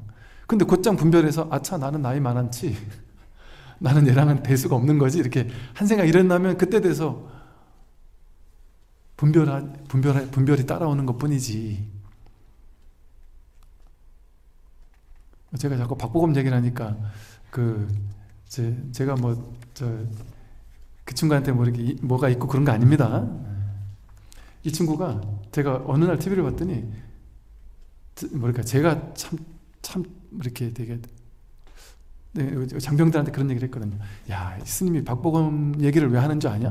그랬더니 애들이 모르겠대요. 난 다른 건 모르겠는데 TV를 보다 보니까 이 친구가 성격이 정말 너무 착하고 겸손하고 모든 사람에게 너무 따뜻하고 누구든 그 사람을 이렇게 참 따뜻하게 이렇게 대한달까? 이런 것들이 너무 감동을 받았다. 근데 스님이 아무리 잘난 사람, 능력 있는 사람, 재력 있는 사람, 잘 웃기는 사람, 별의별 사람들 다 보지 않았느냐. 그런데 그런 사람 볼 때 막 가슴에 감동을 느끼는 게 아니라 이렇게 뭔가 사람이 이렇게 그 따뜻한 사람을 볼 때 이게 막 가슴에서부터 감동이 일어난다. 그 너희들은 참 내가 이렇게 살아라 저렇게 살아라 할 수는 없겠지만 우리 장병들 너희들 한 명 한 명이 어떻게 사는 게 진짜 아름답게 사는 걸까? 정말 이렇게 그냥 저렇게 이렇게 따뜻하고 이런 사람과 그냥 바라보는 것만으로 기쁘지 않니? 너희들은 그런 사람이 되면 얼마나 좋겠니? 물론 세상에서는 돈 벌어야 된다, 명예가 권력, 돈만 많으면 사람들이 내 밑에 그렇게 말은 하겠지만 실제 그 밑에서 조아리는 사람이 돈 때문에 조아리는 거지 그 돈 없어지면 그 사람 밑에 조아리겠느냐, 권력 없어지면 조아리겠느냐, 뭐 이런 얘기를 했단 말이죠. 그래서 그게 우리가 마음이 늙지 않는다는 소리예요. 마음은 늙지 않거든요. 마음은 남자 여자가 없거든요. 남자 여자 없어요. 황인종 백인종 이런 거 없습니다. 마음에는 그 어떤 차별이 없어요. 어떤 보살님들 거사님들 보면 강아지를 진짜 자기 자식처럼, 진짜 자기 자식보다 더. 제가 아는 어떤 스님께서는 이제 강아지를 키우시는데 이 강아지를 그냥 아들 이러셔요. 그 왜 그러시나 봤더니 이 강아지가 당신 그 절이 불났을 때 안에 있었을 때 강아지가 이 문을 뚫고 들어올 수가 없대요, 강아지가. 근데 얘가 뭔 짓을 해가지고 그 온몸으로 그 문을 어떻게든 막 거의 부시다시피 해가지고 이 스님을 구해낸 거예요. 그리고 이 스님이 한번 쓰러져 있었을 때 이 강아지 어떻게 그 스님이 쓰러진 줄 알고 방에 쓰러져 있는 걸 보고서는 막 여기저기 다니면서 막 짖고 울고 이래가지고 그 사람들 이상해서 찾아가 봤더니 스님이 쓰러져 계시고, 이렇게 한 2번을 이 스님 목숨을 살려주셨더라고요, 그 강아지가. 그럼 그런 강아지를 보고 강아지이지만 진짜 사람처럼 똑같은 어떤 따뜻함을 느끼고 똑같이 대접을 해준단 말이죠. 평등하게. 왜 우리 마음에 그런 마음이 들 수 있을까요? 강아지 마음이나 우리 마음이 사람의 마음이나 둘이 아닌 마음이기 때문에 그래요. 본래는 본성은 서로 다르지 않다. 그래서 마음의 본바탕에 막힘이 없다면 이것이 곧 반야다. 마음의 본바탕에는 막히는 게 뭐가 있어요? 둘이 셋이 나뉘어 있어야지 뭔가 막히죠. 내 인생에 태클 거는 사람이 너와 내가 있으면 그 사람이 나를 태클 걸 수도 있고 나를 가로막을 수도 있고 내가 잘 나가는 걸 못 나가게 만들 수도 있고 막히는 게 생기잖아요. 둘로 셋으로 쪼개져 있으면 돈이 없으니까 막히고 또 내가 하고 싶은 걸 못하니까 막히고 이런 일이 생길 수 있잖아요. 근데 온 천지가 하나뿐인 이 일심에 하나뿐인 이 법의 자리에는 어떻게 막힐 수가 있어요? 온통 하나뿐인데 어떻게 걸릴 수가 있습니까? 어떻게 적과 아군이 있을 수 있어요? 나를 누군가가 공격하는 일이 어떻게 있을 수가 있습니까? 그런 일이 일어날 수가 없다. 오로지 한 법뿐이니까. 그러니까 막힘없이 흐른다 이런 표현을 쓰게 돼요. 이 법에서는. 이게 곧 반야다. 반야 지혜다. 선지식들이요, 모든 반야의 지혜는 전부 자성으로부터 생겨나는 것이지 밖에서 들어오는 것이 아닙니다. 이 반야의 지혜는 전부 자기 자성, 이 한 법인 이 자성, 이걸 자성이라고도 부른단 말이에요. 이 자성으로부터 생겨나는 거예요. 밖에서 오는 게 아니다. 그러니 여러분들이 이 반야 지혜를 밖으로 쫓아서 어디 가면 얻을 수 있을까? 저기 가면 얻을 수 있을까? 그럴 수 있겠습니까? 자기가 늘 쓰고 있는 걸 돌아봐야지 밖으로만 찾아다녀서 그걸 찾을 수 있겠느냐. 늘 쓰고 있는 지금 이걸 봐야지.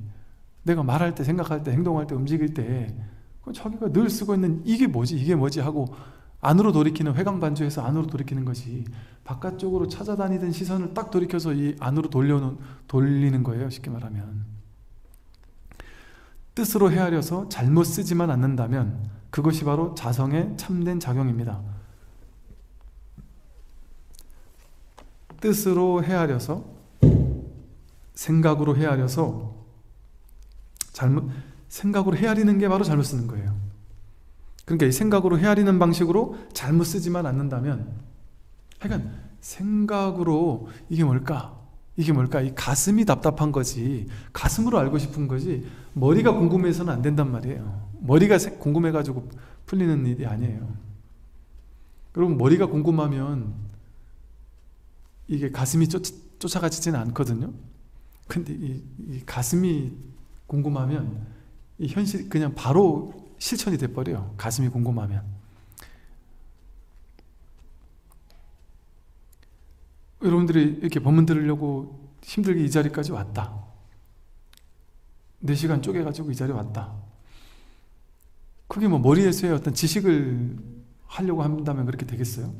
뭔가 가슴이 시킬 때 그때 그냥 나도 모르게 저절로 행동이 된단 말이에요.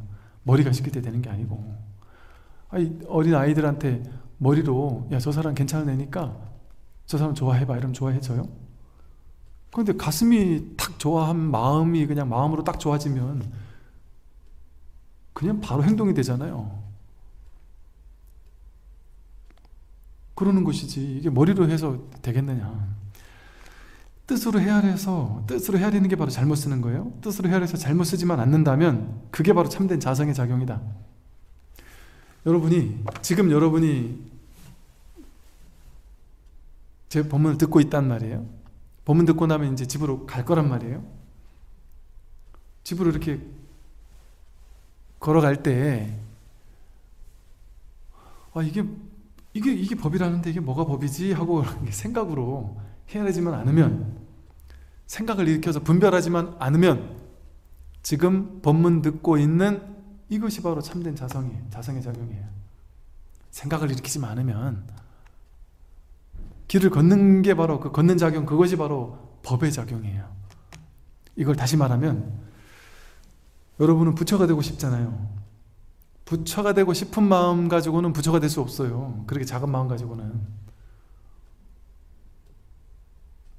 부처가 되고 싶다라는 마음은 무슨 마음이에요? 나는 아직 부처가 아니라는 마음이거든요. 그러니까 부처가 돼야지 하는 마음이에요. 추구하는 마음이고. 근데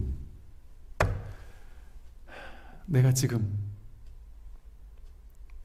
부처란 말이에요. 지금 여기 계신 분들이 이 사실을 자각해야 돼. 이 사실을 이제 믿어야 돼요. 진짜로 그렇다는, 액면 그대로 진짜로 하는 말이에요. 진짜로.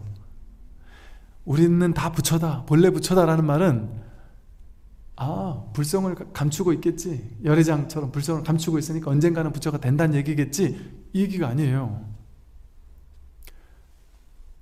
물결이 언젠가는 바다가 되는 걸까요? 파도가 언젠가는 바다가 되는 걸까요? 파도는 언제나 바다예요. 근데 얘가 파도의 모양에 집착해가지고 나도 바다가 되고 싶어, 이런 한 생각 망상을 일으키니까 나는 파도일 뿐이야, 나도 언젠간 저 드넓은 바다가 될 수 있을까? 그 망상만 없으면 곧장 지금 바다죠. 그 망상만 일으키지 않으면 곧장 바다잖아요. 여러분이 한 생각 일으키지 않고 그냥 무견히 있잖아요. 여러분, 부처는 내가 부처가 되면 뭔가 깊은 평화와 깊은 풍요와 뭔가 마음이 지고의 안온이 생기고 생각대로 나지 않고 특출난 아이디어도 막 번뜩이고, 너와 내가 이 눈으로 너와 내가 하나인 게 막 보일 것 같고, 자비심이 막 샘솟을 것 같고, 힘들어도 울지도 않고 외로워하지도 않고, 이런 걸 부처일 거라고 생각한단 말이에요. 척 보면 척 알고, 심지어는 이게 부처일 거야 라고 생각하니까 그 생각이 여러분이 부처 되는 걸 방해한단 말이에요. 선사 스님들의 어록을 보면 뭔 얘기가 있느냐면, 부처? 별거 없다. 누가 부처님한테 시비 걸면, 깨달은 자한테 시비 걸면 어떡합니까? 괴롭히면 어떡합니까? 이래 물을 때 선사 스님들이 그런단 말이에요. 너무 괴롭히면 피해 도망친다. 그 피해 도망치지 않을 거면 그냥 막 감당한다. 그 욕먹는 걸 감당한다. 감당하지도 못할 정도로 괴로우면 그냥 목 놓아 운다. 그게 부처란 말이에요. 지금 여러분 아니에요? 지금 평범한 우리 아닙니까? 지금 평범한 우리의 삶이란 말이에요. 부처님도 가섭과 아나니, 두 상수제자가 목건년과 사리불이 먼저 돌아갔었을 때 외로워했단 말이에요. 외롭지만 외로운 게 없는 거지, 외로움 자체가 아예 없는 게 아니란 말이에요. 도인들은 막 괴롭혀도 울지도 않겠느냐? 아니란 말이죠. 부처님 이렇게 길거리에서 저쪽에서 골목에서 대받았다가 이렇게 오니까 아난존자랑 같이 걸어가다가 스그머니 옆으로 피해서 도망갔단 말이에요. 길을 피해서 갔단 말이에요. 아난존자가 어이가 없어가지고, 부처님, 대부처님이라는 분이 말이야, 대받았다 좀 마음에 껄끄러운 사람이 온다고 해서 피해가서 되겠습니까?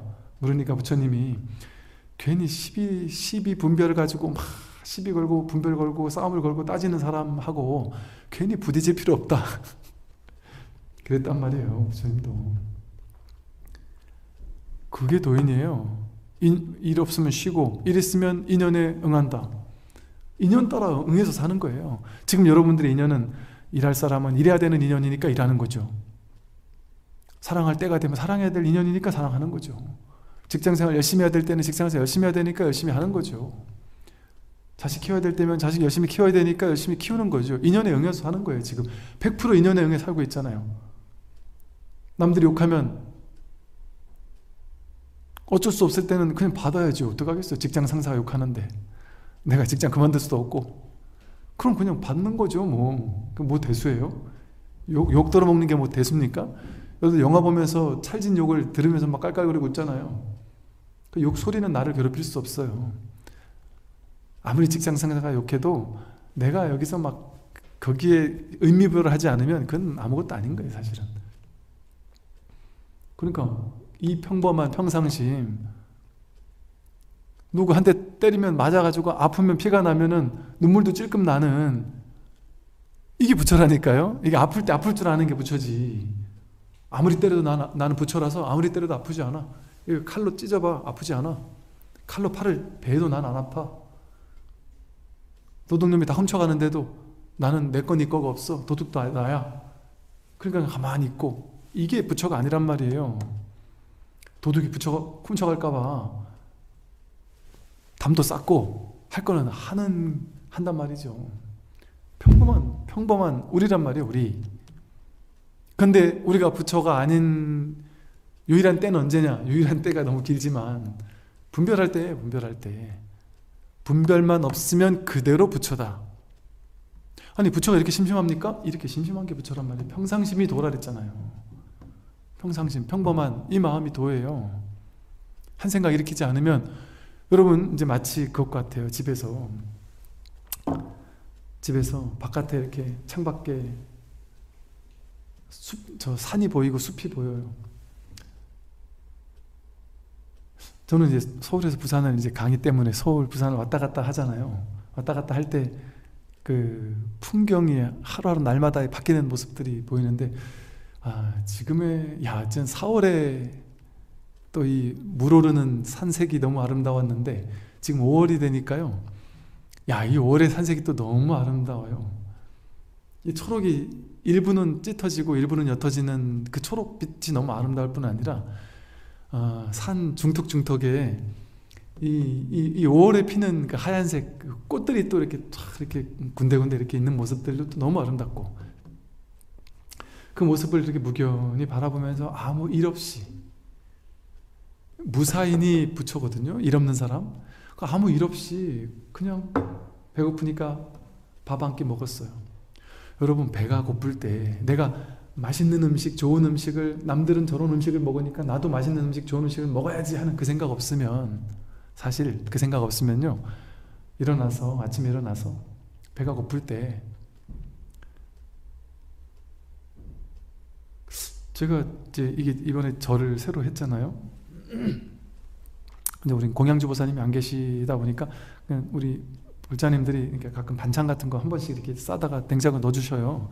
그럼 이제 밥 돼 있는 걸 가지고 이렇게 그 반찬을 이렇게 꺼내서 먹는데, 저는 또 이제 꼭 막 밥 때를 막 반드시 챙겨 그러지도 않아요. 그냥 배고프면 먹지. 근데 배 고플 때 밥을 떠서 그 반찬도 종류가 많아도 한 두세 개만 꺼내서 먹는데, 예를 들어 한 세 개를 꺼내서 먹잖아요.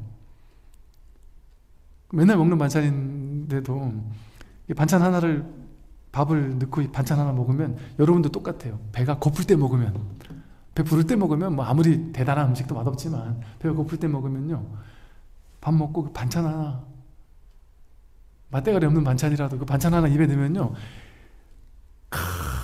뭐 감동이라니까. 진짜 김치 하나만 먹어도 감동이라니까. 밥 한 끼 먹는 게, 이 감동스럽게 밥 한 공기를 먹고 나서 이 커피를, 제가 그랬죠. 제 도반 스님이 우리나라 유명한 커피 스님이었다고. 커피를 하나 이렇게 내려서 커피 한 잔을 내려가지고 이렇게 한 잔 마시고 있다. 여러분들이 집안에서 그냥 밥 먹고 맛있게 밥을 먹고 나서 평범하게 그냥 일 없이 밥 먹고 배고프니까 밥 먹고 인연따라 그리고 차 한잔 마시고 싶으니까 차 한잔 마시고 있다. 아무 일이 없어요. 그럼 뭔 일이 있어요? 그때 뭐가 더 이상 필요해요? 구하는 게 있습니까? 구하는 게 없으니까 거기서 끝이에요. 그냥 그게 더 이상 뭐가 할 게 있어요? 구하는 게 없으면 그 자리에 있잖아요. 그 자리에 있어요. 우리는 지금 여기에 그냥 존재하고 있단 말이에요. 그때 더 이상 추구하는 한 생각이 없으니까 그게 부처예요. 말하자면 여러분은 늘 때로는 부처란 말이죠. 그런데 이제 한 생각 일으키는 걸 믿어가지고 야, 지금 이렇게 한가하게 있을 때가 아니야. 이러면 시대 뒤처져. 돈을 못 벌 거야. 이 생각을 믿기 시작하면 그때부터 부랴부랴 해야 될 일이 생겨요. 그 생각을 믿지 않고 있을 때, 그 한 생각 일어나지 않을 때, 그때 본래 부처란 말이에요. 그런 한 생각 일어난다 할지라도 그거를 인연 따라 해야 될 일이니까 하되 그 생각을 100% 믿지 않으면 그냥 인연 따라 하는 거지 뭐 이거 아니면 절대 안 된다는 생각이 없이 하면 여러분 어때요? 일할 때 집착 없이 일하면 부담이 없잖아요. 집착 없이 일하면. 근데 집착 가지고 일하면 더 스트레스 받잖아요. 그거 똑같아요. 일을 해도 무사인이에요. 해도 하는 바가 없어요.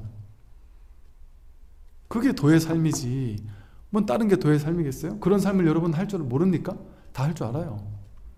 내가 특정하게 집착하는 그 부분에서는 우리가 집착을 하더라도 그 집착하지 않는 부분에서는 집착하는 바 없이 응무소주 이생기시마는 머무는 바 없이 살고 있잖아요. 그죠? 여러분이 예를 들어 일에 막 빠져 있을 때 막 밥맛도 없는 거예요. 이 일에 지금 너무 빠져 있거나 이게 지금 너무 막 잘 되고 있거나 막 너무 신이 나거나 할 때 밥 먹는 게 별 재미가 없어요. 밥 먹는 데 크게 집착 안 해요. 그럴 때 빨리 밥 때우고 와야지 싶어서 일에 막 집착하다가 빨리 밥 때우고 와야지 하고 식당에 갔는데 짜장, 짬뽕 나는 짜장을 먹고 싶었는데 짜장 주세요 했는데 아 오늘은 재료가 떨어져 짬뽕밖에 없어요. 그럼 막 스트레스 받아 막 미치겠나요? 아 그러면 뭐 짬뽕이라도 그냥 빨리 주세요. 왜? 여긴 집착하는 게 없으니까 내가 집착하지 않으니까 그냥 있는 거 주세요 해서 먹으면 된단 말이에요. 오는 법 없이 마음을 낸단 말이에요. 짜장, 짬뽕 어디도 집착하지 않으면 뭐 아무거나 되는 거 주세요 해서 먹는단 말이에요. 그러나 마음은 내요. 짜장 주세요 하고 마음은 내는데 안 된다 그러면 그냥 쿨하게 짬뽕 먹는 거예요. 이렇게 머무는 법 없이 마음을 내고 살 줄 알잖아요. 우리가 그죠? 모르는 게 아니거든요. 그런데 내가 갑자기 오늘은 내가 짜장이 땡겨 하고 짜장 안 먹으면 난 절대 안 될 것 같은 생각에 집착하고 있는데 그 집에 갔는데 짜장이 안 된다 이러면 막 짜증이 나거나 딴 집을 찾아가거나 할 수도 있겠죠. 이것과 마찬가지로 내가 어느 하나에 집착하기 시작하면 그게 실제화 돼가지고 내가 거기에 묶이게 돼요. 사로잡히게 되고 오염되게 되고 괴로움이 그걸로 인해 괴로움이 생겨나게 돼요. 일이 있게 된단 말이에요. 본래 일 없는 부처가 일에 매이게 되고 묶이게 되는 일이 생긴단 말이에요. 그걸 중생이라고 하는 거예요. 거기서 풀려나면 그게 또 부처고. 근데 우리는 계속해서 끊임없이 대상을 바꿔가면서 집착하는 노래를 하니까 그 끊임없이 집착했다가 놔버리는 그 패턴을 그거의 당처가 뭔지 본질이 뭔지를 깨닫게 해준단 말이에요. 너가 대상을 바꿔가면서 하는 그 모든 집착이 그 모든 대상들이 진짜 취하거나 버릴 만큼 가치가 있는 것이냐? 그냥 인연 따라 생겼다 사라지는 거 아니냐? 전부 다 인연 따라 생겨나고 사라지는 허망한 거 아니냐? 라는 사실에 눈뜨게 하는 걸 통해서 취하고 버리고는 그대로 해요. 깨달아도. 그러나 취하고 버림에 물들지 않는단 말이죠.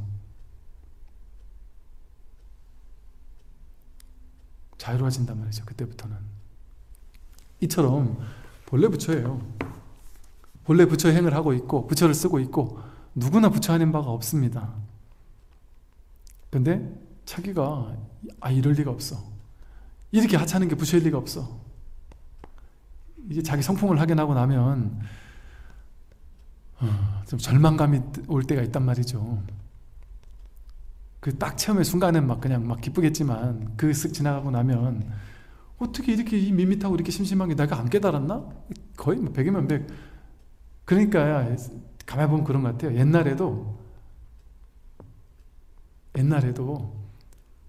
견성한 사람은 많았을 거예요. 출제가 할 것 없이 누구나 많았을 거예요. 그런데 그걸 견성이라고 생각 못해요, 절대. 그 이후 공부를 제대로 하지 않으면.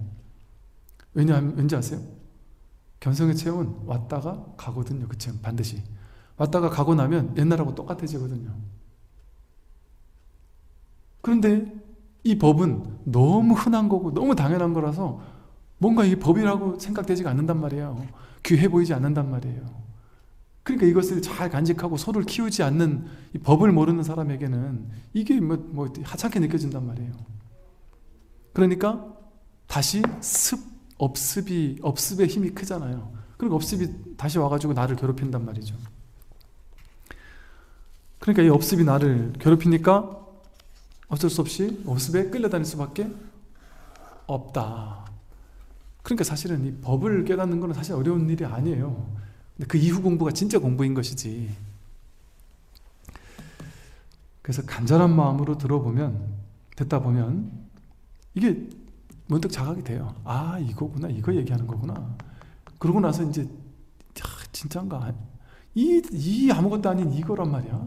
어떻게 이럴 수가 있지? 싶어서 아닐 거야 라는 생각을 믿기 시작해요.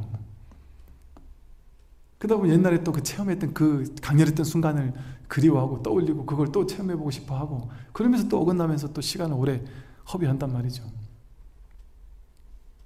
그러나 또 그러니 요즘엔 이 법문이 직진심에 법문을 들을 수 있다는 게 중요한 이유가 이 법문을 계속 들으면 내가 긴가민가 하다가도 자꾸 선명해지게 자꾸 가리켜 보이니까 아, 이렇구나 이렇구나 이게 진짜구나 하고 안목이 갖춰지면서 이제 이 법의 힘이 그때 가서 깨닫게 된단 말이에요. 처음에는 이거 뭐 아무 힘도 없는 것 같은데 이 법의 힘이 더 강력해지는 게 아니라 전부구나, 삶의 전부구나라는 게 깨달아진단 말이죠. 오늘 여기까지 말씀드리겠습니다.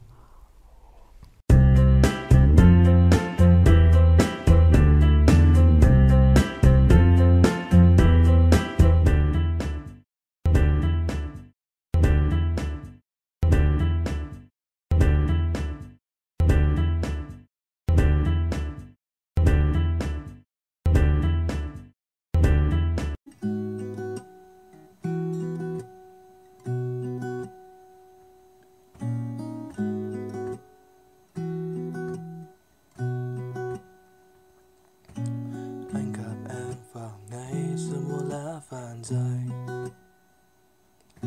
Một chút ngại ngùng anh không dám nói một lời, chỉ biết lặng thầm ngồi ngắm nhìn em từ phía bên kia căn phòng. Đã đến lúc anh nói ra những điều trong lòng. Hạnh phúc đêm nay thật đông, ngàn ngôi sao sáng giữa bầu trời mênh mông. Và câu trả lời là không. Baby I should have known. Mẹ anh thường nói đừng yêu đắm sâu, chưa khi con biết là sẽ rất đau. Một ngày nhận ra rằng mình đã lỡ đến phương một người. Để rồi một tối đợi chờ một ai, để rồi tự hỏi mình vào ngày mai. Đằng sau những tháng ngày dài phải chăng chỉ có mình thôi. Oh my, oh my, oh my, my love. Oh my, oh my, oh my love. Oh my, oh my, oh my, my love. Oh my love, oh my love, oh my love.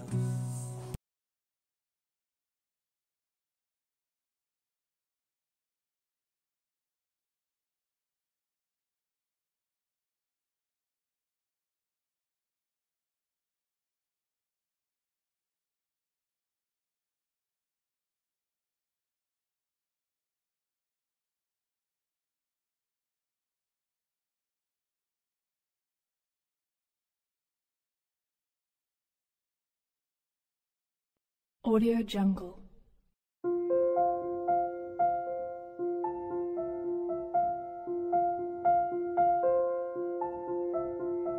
Audio Jungle.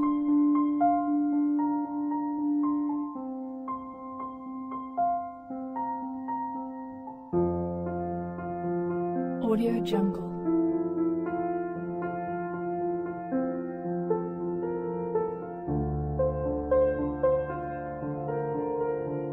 Audio Jungle.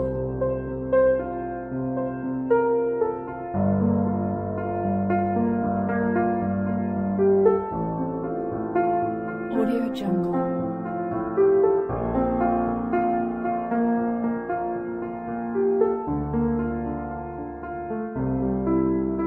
Audio Jungle.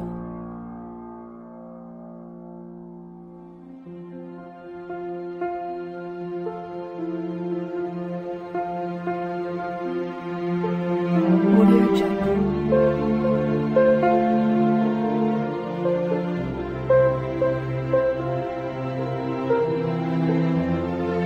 Audio Jungle.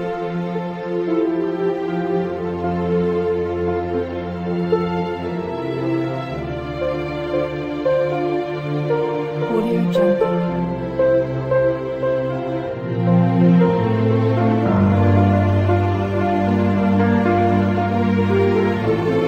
Audio Jungle.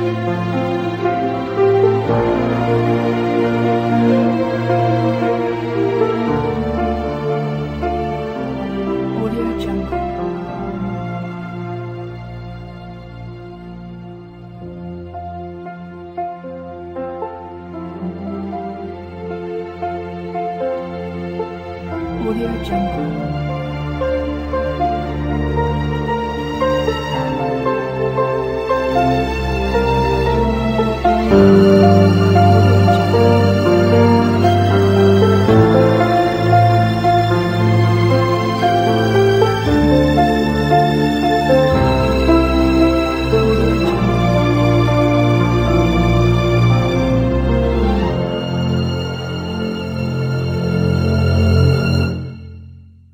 Audio Jungle.